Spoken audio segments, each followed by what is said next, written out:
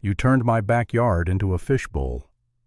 That was the first thought in my head when I walked outside and saw what the HOA had done. 5 years of nurture patience and morning rituals gone in one silent, brutal hour while I slept. I wish I could say I handled it with dignity. I didn't. My voice cracked, my hands shook, and for a moment I genuinely thought I might pass out right there among the stumps. 20 Italian cypress trees, my privacy, my sanity hacked down to 5-foot nubs, while the rest of the neighborhood sipped coffee and enjoyed their restored lake view.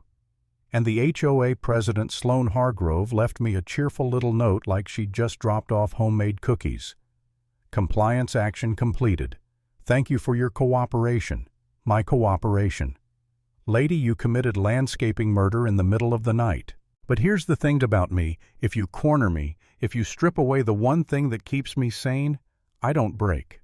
I get methodical. I get quiet. And then I get even. I bought this house for one reason: privacy. I'd spent 3 years in a downtown apartment where my neighbor could literally watch me brush my teeth from his kitchen window.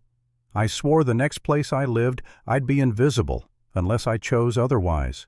And when I found 342 Willow Lane trees on 3 sides, a quarter acre backing up to open space, I felt like I'd stepped into a sanctuary.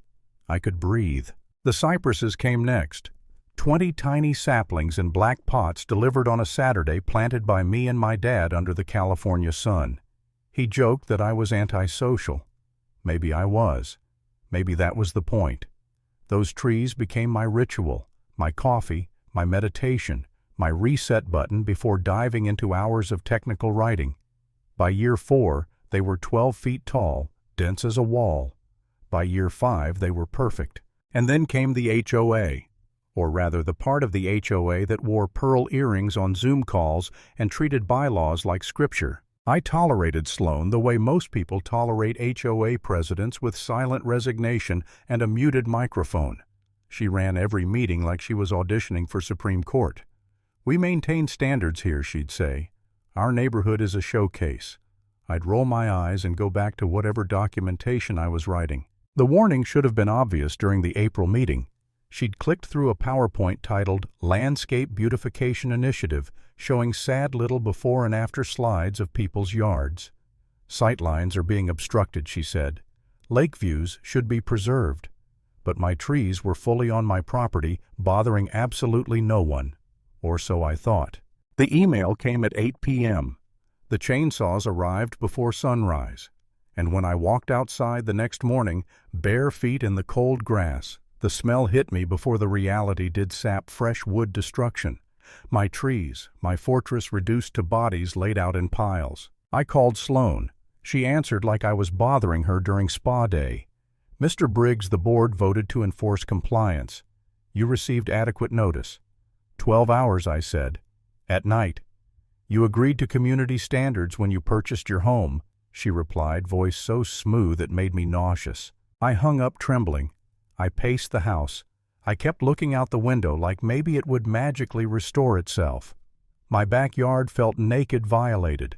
And the worst part, I could see straight into my neighbor's kitchen, and she, Doreen Piton, stood there in her robe, smiling, waving like this was a cute little neighborhood moment. That wave nearly broke me. I wanted to scream. I wanted to tear the HOA bylaws in half. I wanted to move honestly, sell the house, leave the mess behind, let the next sucker deal with Sloan. I called my friend Nolan, who's a lawyer. He listened patiently while I ranted, then gave me the news I already feared. Fighting the HOA would cost a fortune. Winning wasn't guaranteed. And even if I miraculously won, no one could give me back 5 years of those trees. "So what do I do?" I asked. "Just live in a fishbowl now." There was a pause. Then Nolan said the sentence that changed everything. "Get creative." HOA rules work both ways. That night I opened the CC&Rs for the first time since buying the house. 87 pages of dense legal spaghetti. But as a technical writer, this was my natural habitat.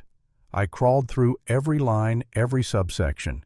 And that's when I found them the loopholes big enough to drive a truck through. Temporary structures didn't need approval. Storage containers were allowed with aesthetic maintenance. Nothing in the rules restricted height. My brain started spinning. What counted as temporary? What counted as a container? What counted as aesthetic? It was vague, subjective, and absolutely perfect. I started researching shipping containers, those giant steel boxes used on cargo ships. They were 8.5 feet tall, 20 feet long, heavy, hideous, and available. I spent hours building a 3D model of my backyard, positioning 3 containers along my rear property line. They created an impenetrable rust-colored wall that blocked every angle of sight into my yard and every angle of sight out. It was ugly, it was industrial, it was petty, and it was completely legal. I almost backed out. I almost deleted the order. Who the hell builds a shipping container wall in a suburban neighborhood? What would the neighbors think? Was I becoming the villain in my own story? But then I looked at the stumps again, the bare ground, the empty space where my privacy used to be, and I clicked Submit Order. 3 AS's containers, rusty, dented, delivered Wednesday at 8 a.m. The next 24 hours were chaos. I prepared the ground-laid gravel pads, measured distances with military precision. At one point, Mrs. Peaton wandered outside and complimented my yard work, having no idea what was coming. I just smiled and kept digging, fueled entirely by spite and caffeine. And then Wednesday arrived. At 7:45, I got the text, "Driver en route." At 8:01, the first rumble echoed down Willow Lane. 2 trucks rolled up, 1 flatbed carrying 3 hulking orange containers and 1 crane large enough to lift a small house. Neighbors poured out like someone had announced free donuts. Curtains twitched. Phones came out. Even the retirees shuffled outside with their morning tea. The crane lifted the first container, rust flaking off in the sunlight, and lowered it onto the gravel pad with a metallic thud that vibrated through my bones. The second went up, then the third. Each container made my backyard more mine again and made the neighborhood gasp louder. That's when Peaton approached. Her voice was shrill enough to crack glass. "You can't put those here." "Section 12.4 says I can," I replied calmly. "Equipment storage. They're hideous." So was the stump field I woke up to. She fumbled for her phone, calling Sloan with the speed of someone reporting a national emergency. Meanwhile, the crane operator gave me a thumbs up like we were building a fortress together. When all 3 containers were in place, I walked to the far corner of my yard. From Peaton's second-floor window, the lake view, the one Sloan massacred my trees to restore, was gone, replaced by industrial steel rust streaks, dents, and shipping labels in faded Mandarin. A brutal, beautiful legal middle finger. At 2 p.m., Sloan called. Her voice cracked before she even finished her greeting. "Mr. Briggs, you need to remove those structures immediately." "They're temporary storage units," I said.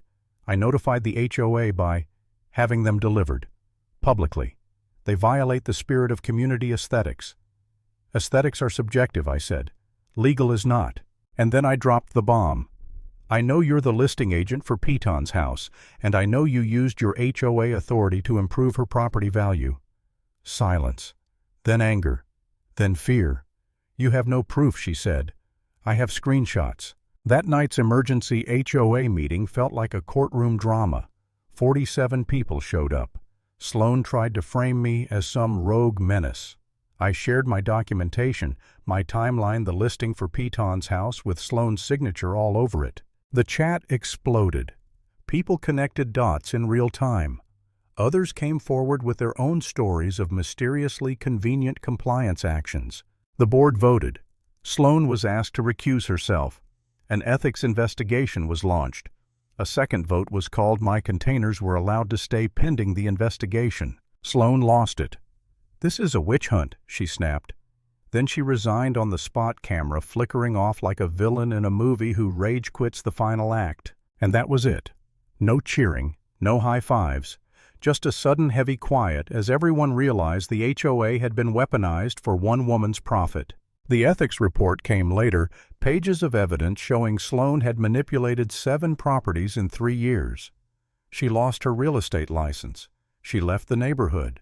My containers stayed. And in the end, standing there in my yard, staring at those towering rust walls, I realized something important. Sometimes you have to fight ugly to protect something beautiful. That's the lesson.